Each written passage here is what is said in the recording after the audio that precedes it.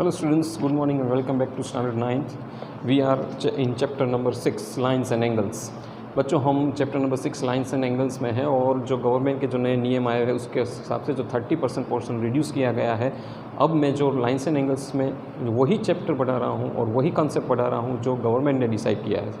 तो उसके अंतर्गत हमें आपकी टेक्स्ट बुक में आप पेज नंबर 93 में 6.1 एग्जाम 6.2 थियरम 6.1 थियरम जो पेज नंबर 94 पर है उसको लेना है, जिसमें लिखा है कि if two line segment intersect each other then the vertically opposite angles are equal. वो थियरम आपको याद करना है जो टेक्स्ट बुक में है, वो थियरम पूछने वाले हैं और उसके बेस पर एग्जाम्पल 1 एंड एग्जाम्पल 2 पूछने वाले हैं। तो बच्चों आज मैं यहाँ पे उस कोर्स को आगे बढ़ाते हुए आज मैं आपको एग्जाम्पल 1 जो आपकी टेक्स्ट बुक में page number 95 NCERT text book 95 page पर है वो एग्जाम्पल यहाँ पे सॉल्व करके समझाने के बाद आपको ये वीडियो भेज रहा हूँ, ठीक है। तो आप उस वीडियो को अच्छी तरह समझ लेना। ये जो एग्जाम्पल 1 है वो आपका जो थियरम 1 है उसके बेस पर सॉल्व सम है, ठीक है।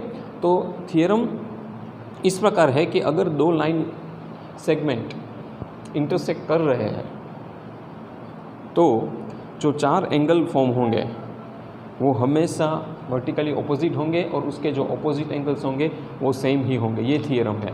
तो इस थियरम को हमें प्रूव करना है और उसके प्रूफ के जो रूप में मुझे एग्जाम्पल 1 है आपका जो NCERT टेक्स्ट बुक में है पेज नंबर 94 पर, वो आपको समझा रहा हूँ, ठीक है। तो let us start with example 1 on page number 95। अब यहाँ पे उसने दो लाइन सेगमेंट लाइन दी है, नॉट लाइन सेगमेंट सॉरी, दो लाइन दी है PQ एंड RS, वो इंटरसेक्ट कर रहे हैं पॉइंट O पर, ठीक है। अब उनका क्वेश्चन ये है कि अगर ये इंटरसेक्ट कर रहे हैं तो हमें साबित ये करना है कि ऑपोजिट एंगल्स इक्वल है। दूसरी बात मैं बताऊं कि उन्होंने यहाँ पे जो एंगल्स के नाप नहीं दिए हैं, लेकिन उसने दो एंगल्स दैट इज़ PQR, मतलब ये PQR मतलब एक ये एंगल आपका और दूसरा एंगल है ROQ। So PQR and ROQ ये एंगल टोटल 180 है, लेकिन उसने क्या किया है कि उसको रेशियो में दिया है, ये दो एंगल को रेशियो में दिया है।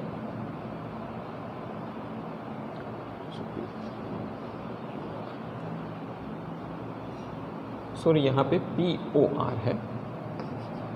सो POR एंड ROQ ये दो एंगल को रेशियो दिया है 5:7 में। उसने मेज़रमेंट नहीं दिया है लेकिन उसने रेशियो दिया है।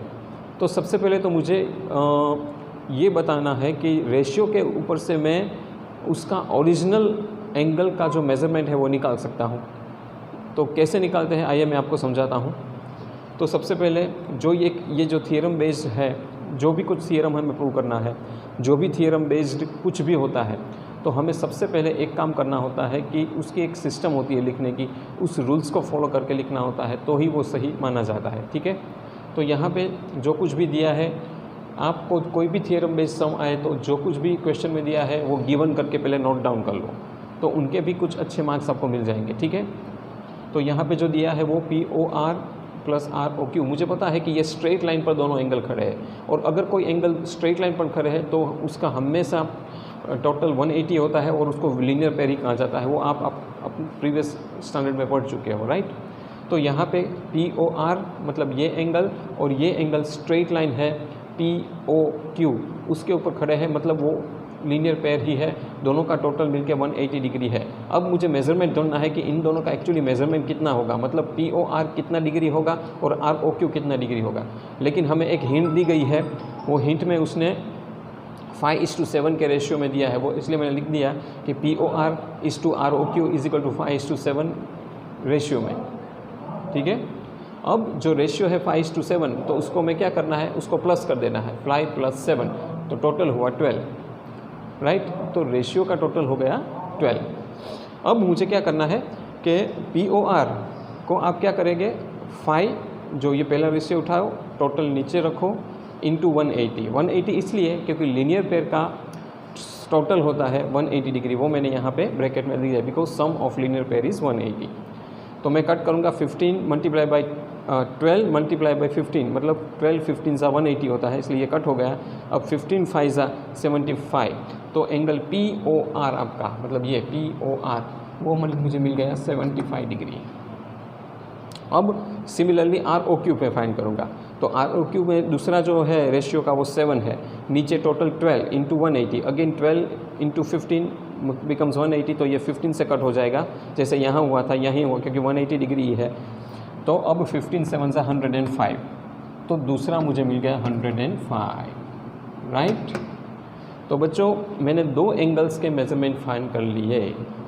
अब साबित ये करना है हमें कि जब कोई लीनियर पेयर या फिर दो लाइन इंटरसेक्ट होती है तो उसके ऑपोजिट एंगल सेम ही होते हैं। तो साबित हो गया ना। अब POS is equal to ROQ, मतलब POS ये और ROQ, क्योंकि ऑपोजिट एंगल्स हमेशा वर्टिकली ऑपोजिट एंगल्स में सेम होते हैं। तो अगर ये 105 है तो ये भी 105 ही होगा। और इसी तरह मेरा दूसरा है POR is equal to SOQ होगा, तो ये 75 डिग्री है तो ये भी 75 ही डिग्री होगा। तो अगर चारों का टोटल करेंगे तो ये वर्टिकली ऑपोजिट एंगल का मेजरमेंट आएगा 360 डिग्री। तो ये हमारा एग्जांपल के हिसाब से साबित हो गया कि वर्टिकली ऑपोजिट एंगल्स में या तो वर्टिकली ऑपोजिट जब भी एंगल्स फॉर्म होते हैं तो उसकी ऑपोजिट साइड्स हमेशा सेम होती है। तो बच्चों ये सम आपको अच्छी तरह से कर लेना है, क्योंकि अभी जितना भी मैं सम कराऊंगा ना वो गवर्नमेंट ने जो रिड्यूस करके जो पोर्शन भेजा है उसके हिसाब से ही कराऊंगा और उसके ऊपर ही फोकस करना है, क्योंकि उसमें से ही पूछा जाएगा, दूसरा नहीं पूछा जाएगा। ठीक है, ये 30% रिड्यूस किया हुआ कोर्स है, इसलिए इसके ऊपर फोकस करना, इसको अच्छी तरह से स्टडी करना। अगला वीडियो में एग्जाम्पल 2 से भेजूँगा। ठीक है, और कोई डाउट हो तो मुझे ग्रुप में ज़रूर भेजना। Thank you very much.